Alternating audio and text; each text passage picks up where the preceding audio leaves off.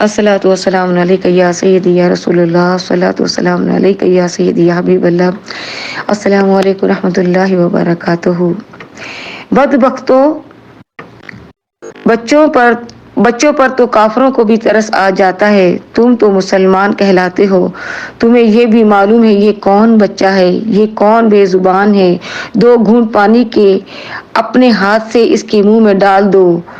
ایک بدبخت کہہ رہا تھا جلدی کرو۔ اس ایک بدبخت ہرملہ بن کاہل کمان پر تیر چڑھایا ہوا تھا۔ نشان باندھ کر اس ظالم نے اس زور سے تیر مارا کہ وہ تیر علی اصغر کے حلق میں آ کر لگا۔ علی اصغر پر ایک لرزہ سا طاری ہوا اور اس کی روح پرواز کر گئی۔ کیا یہی انصاف ہے؟ ایک بوند پانی کے لیے حلق علی اصغر سے عدد کا ایک تیر ہونا چاہیے۔ جس وقت ظالم نے تیر مارا علی اصغر کی روح پرواز کر گئی۔ باپ امام نے تیر کھینچا، آپ کا ہاتھ خون سے بھر گیا۔ آپ نے وہی ہاتھ اپنی داڑھی پر مل لیا۔ میں اسی طرح قیامت کے روز اللہ کی بارگاہ میں جاؤں گا، میری داڑھی پر علی اصغر کا خون لگا ہوگا۔ مولا کریم دیکھ لے یہ لوگ تیرے ہی نبی کی اولاد کے ساتھ کیا سلوک کر رہے ہیں۔ حضرت امام نے کہا کہ اے قوم، تیری نبی کی اولاد کے ساتھ جو کچھ کر رہی ہے، میں اس پر تجھی کو گواہ بناتا ہوں۔ ننھی سی لاش جو خون میں نہا چکی تھی، اس کو اٹھا کر لا رہے تھے۔ بیویوں کو خیال تھا کہ کسی کو ضرور ترس آ گیا ہوگا، کسی نے ضرور پانی پلا دیا ہوگا، مگر ان کے کلیجے پھٹ گئے انہوں نے ننھی سی لاش کو بھی خون میں نہاتے ہوئے دیکھا۔ اور امام فرما رہے تھے کہ لو بانو، اب علی اصغر نہیں تڑپے گا۔ دشمنوں نے اس کی پیاس بجھا دی ہے، مگر پانی سے پیاس نہیں بجھائی، تیر مار کر اس کی پیاس بجھائی ہے۔ ننھی سی لاش کو علی اکبر کے پاس رکھ دیا اور ماں یہ کہہ رہی تھی، اے زمین کربلا، یہ تو بتا کیا ہو گیا؟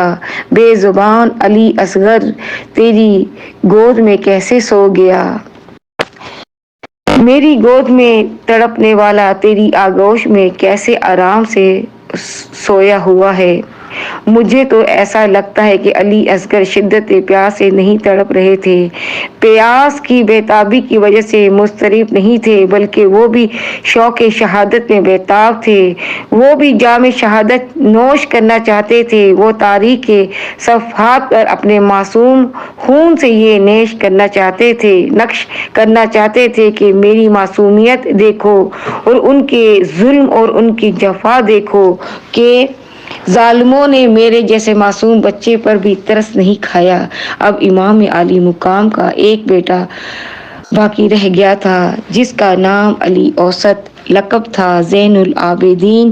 وہ بیمار تھا۔ امام عالی مقام اس کے بعد گئے تو ان کو چند وصیتیں فرمائی تو ان جوان بیٹا علی اوسط بیمار بیٹا لرزتے ہوئے کانپتے اٹھا۔ امام نے بڑی جلدی سے اس کو سنبھالا اور آغوش میں لیا۔ علی اوسط زین العابدین بڑی سوچ بھری دردناک آواز کے ساتھ کہہ رہے تھے کہ ابا جان، مجھے بھی رخصت کرو، میں بھی راہ حق میں شہید ہوں گا، میں بھی اپنی جان راہ حق میں قربان کروں گا۔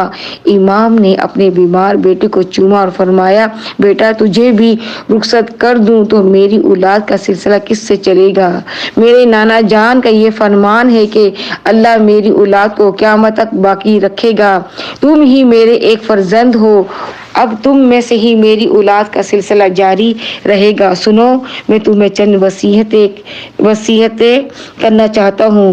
میرے لختے جگر، راہ حق میں آنے والی تمام تکالیف اور مصیبت کو برداشت کرنا، صبر کا دامن نہ چھوڑنا، اپنی ماں اور بہنوں کو بھی صبر کی تلقین کرنا، ان کے ساتھ محرم رہنا، میرے فرزند نانا جان کی شریعت اور سنت پر عمل کرنا، میرے لختے جگر یتیموں، غریبوں، بیواؤں اور بے کسوں کی دستگیری کرنا۔ اے میرے لختے جگر، جب کبھی تکلیفیں اور مصیبتوں سے گزر کر مدینہ طیبہ پہنچو تو سب سے پہلے نانا جان کے روزے پہ جانا، نانا کو میرا سلام کہنا، آنکھوں دیکھا حال سنانا اور کہنا کہ نانا میں نے تیرے ساتھ کیے ہوئے عہد کو پورا کر دیا، نانا میں نے اپنے آنکھوں کے سامنے بھرا ہوا گھر لٹتے دیکھ لیا مگر تیرے بلند کیے ہوئے پرچم کو نیچے نہیں ہونے دیا، گلشن اسلام کو